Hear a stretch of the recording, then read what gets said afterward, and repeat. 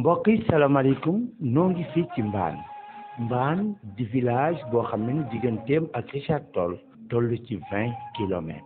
mu am poste de santé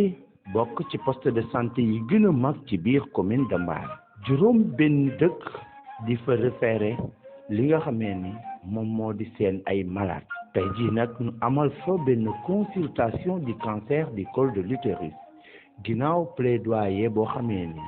mi ngi jóge woon ci groupe porte-parole yi jaaree ko ci USAID NEMA maire dëkk bi nangul leen ko ba financer événement bi. waaw ndax xam nga ñun ñooy relais ñun ñooy dugg ci kër yi di def ay VAD gis jigéen ñi ni ñu sonne gis li jigéen ñi di jànkonteel ñu gisee sage-femme bi li muy référé par malade ñuy dem di ko defi ci biti te cause yi di gis nañu bu ñu génnee léeg-léeg saay dañuy am yoo xamante ni dañuy am cas suspect ñu xool ni loolu kat jafe-jafe la ci suñu dëkk ñu ñaan ngir ñu am financement def dépistage cancer du col ndax heure bu ne bu nu masaan def dépistage ci génn bu mujj bii rek buñ ko defee Dagana ñu jël ñu nu informe ñu jóge fii dem ba Dagana defi dépistage am na koo xamante ne mi ngi topp ay kiyam rendez-vous ba léegi di dem kon ñu gis ni dëkk bi am nañu soxla. ñi profité ci occasion bi d'abord pour remercier l'ICP tonton Bamba ak la sage-femme Fatou Bintou dépistage bi ñuy ñëw cancer du col importance bu mag la am ci jigéen ñi parce que dañu seetlu ne cancer du col léegi fardeau la non seulement au niveau du Sénégal mais au niveau de l'Afrique en général parce que dañu seetlu jigéen ñi ñu ci ëpp léegi cancer du col moo leen di rey wala cancer du sein deuxième cause de mortalité la pour les femmes loolu moo tax pour ñuy organiser dépistage yooyu dañ koy sawar lool parce que jigéen ñi bëgg nañ faju mais des fois pour ñu am ressource financière pour faju loolu mooy problème moo tax boo organiser journée de dépistage des fois da nga dépister da nga gis ay femmes yoo xam ne dañuy présenter ay lésions précancéreuses yoo xam ne mën nga ci teel a jóg parce que affaire bi ça part à bas bruit su fekkee ne day ñëw des fois balaa nga koy xam fekk gañe na la moo tax suñuy organiser journée de dépistage. waaw dañ ci kontaan lu am solo la léegi nag ci kaw loolu li mu nu jàppale dëgg la baax na lool waaye bu doon su sago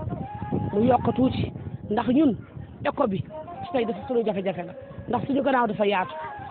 booy seet fii ba Kër Mor Sarr dañuy ñëw poste Mbane te éco bi amuñu ko te éco bi dafa sonal jigéen ñi balaa nga koy def dem bari Richard Toll wala nga dem Dagana secours yi yoon yi baaxul kooku beneen problème lay indi conséquence boobu indi nag moo tax ñoo ngi ñaan nañ ñu jàppale benn éco boo xamante ni mën na fi nekk ñu mën di ci seet jigéen ñi loolu daal la ñu bëgg bu baax ñu jàppale ñu bu baax a baax. waaw li ñu fi dajale dafa doon lu nga xam ni dooroon na bu yàgg muy benn plaidoyer bu nga xam ni ñi ma àndal ni ñoom Ndeye Bo ñoom Daaro ak madame Diop parce que ñoom ñëpp madame Diop mu ngi nii di ma làqatu madame Diop dañu defoon benn plaidoyer jëmale ko ci maire ngir ndax dañu gisoon que ni jigéen ñi dañ doon faral di jànkonteel lu ñu tuddee cancer du col de l'utérus bi ñu waxtaan ak maire bi am compréhension trop mais aussi am sensibilité mu ni moom loolu dina ci jàppale jigéenu Mbane ak jigéen su may waxee jigéenu Mbane commune bi yëpp ba nga xam ni dina am ay journée de consultation médicale gratuite pour le dépistage du cancer du col de l'utérus waxoon na ko def na ko ñu ngi teew fi tey war a dépister lu tolloog téeméeri jigéen ak juróom fukk donc ñu war ci jaajëfal maire bi ci li nga xam ni defal na ko jigéen ñi mais itam xëy na di ñaax maire bi parce que jafe-jafe santé boo ci saafara rek beneen dina jógaat parce que fi ñu nekk nit ci poste de santé Mbane am na benn jafe-jafe bu tar bu fi am boo xam ni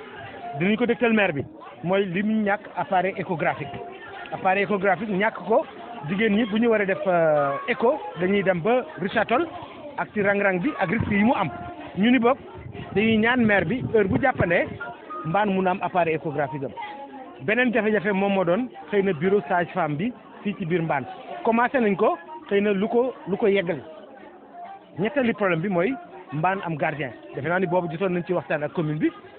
bi dina affecté. cancer am na si dëkk bi donc cancer bi soxal jigéen la soo gisee affluence bi xam nga ni lu lay ñor la lu lañ ko waxee depuis 3 jours ku nekk ñëw kañ lay doon donc loolu su amee aussi ñu koy gërëmee le maire moo dugg si budget benn financement 1 million par année pour jigéen ñi ñu mën leen defal dépistage cancer dans toute la commune lii nag lu bees si moom parce que ñun ñu ko gërëm rek parce que soo gisee mal lañ fi nekk yëpp moom moo génn xaalis si boppam de sa propre poche jëndal ñu ko presque 400 000 francs de sa propre poche c'est rare nga gis maire bu ko defal ça c'est sa collectivité commune de Gaye ñun ñëpp ñu fi Dagana ñun ñëpp ñu fi tey donc doo gisee kenn toogul wax damay xaar sama commune ñun ñëpp duñ ñëw jàpp si mbir mi donc loolu si gërëmee le maire c'est un chef pour gàttal daal parce que taxawaay metti na damay tënku si loolu di ko gërëm encore une fois parce que jotam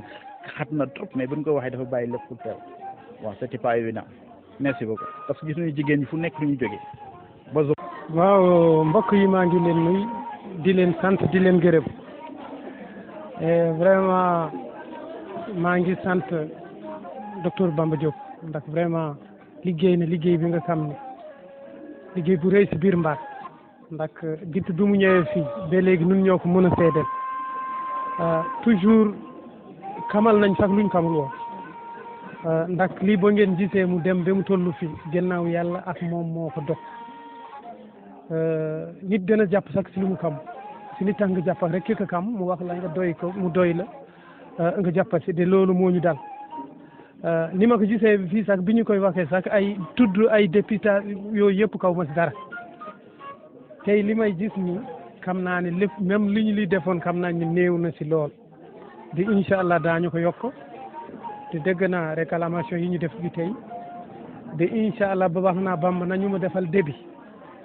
lépp lu si nekk waxuñu mun nañu def lépp et si daa li ñu li mun def daañu ko def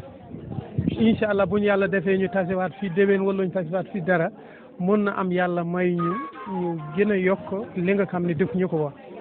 incha allah man waxoon naa leen nañu ma defal débit rek li nga xam ne avant may kaar kenn ba fekkee ne mun naa ko def te attan naa ko sans pause dama koy def te ba ma ko amul ne kay di dama koy wuyti à partir de tey